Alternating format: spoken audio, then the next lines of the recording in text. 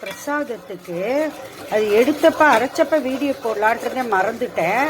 அரை மூடி தேங்காய், கொஞ்சம் பச்சரிசியும் முந்திரி பருப்பும் ஊற போட்டேன். காலையிலே பச்சரிசியும் முந்திரி பருப்பும் ஊற போட்டு தேங்காயும் போட்டு மிக்சியில் நல்லா அரைச்சிட்டு இப்படி நம்ம கூழுக்கின்ற மாதிரி இப்படி கிண்ட வேண்டியதா. கிண்டிட்டு இதில் வெள்ளம் ஏலக்காய் போட்டுறணும். அவ்வளவுதான்.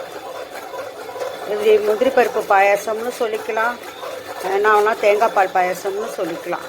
இதுதான் ஆடிவெளிக்கு பண்ணியிருக்கேன். பிரசாதம் ரெடி பாருங்க. அவ்வளோ நல்லா இருக்கும். எப்படி இருக்கு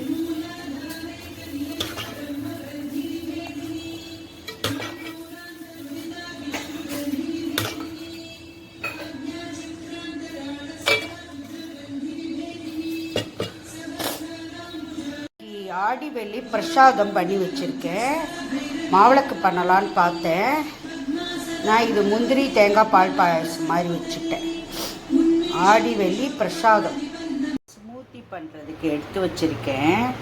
நமக்கு இதில் அரைப்பழம் போதும். ஆனால் பாஸ்டிங் இருக்கிறப்ப இது சாப்பிட்டுக்கலாம். நம்ம ஒரு 5-6 பாதாம் போதும். நான்லாம் கூட பாதாம் பொடி பாதாம்னால கூட ஒன்று எடுத்து வச்சுருக்கேன்.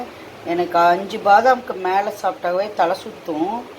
அதனால் லிமிட்டடு வேண்டுற பாதாம் எடுத்துட்டு நம்ம இப்போ மிக்சியில் போட்டுட்டு நைஸாக அரைச்சிட்டு அப்புறம் வாழைப்பழம் போட்டு அரைச்சி ஸ்மூத்தி பண்ணணும், ரெடி பண்ணணும்.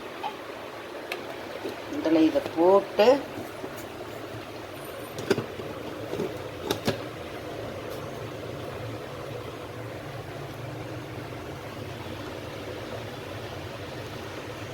அடுத்து நம்ம இந்த வாழைப்பழம் கட் பண்ண வாழைப்பழத்தை போட்டு பால் போட்டு ரெடி பண்ண வேண்டியதான். Smoothie ready.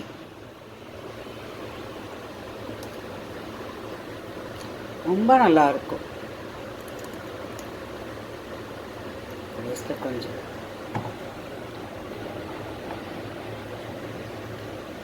ஃபாஸ்டிங், நான் இன்றைக்கி ஃபுல்லாகவே ஃபாஸ்டிங் இருக்க போகிறேன்.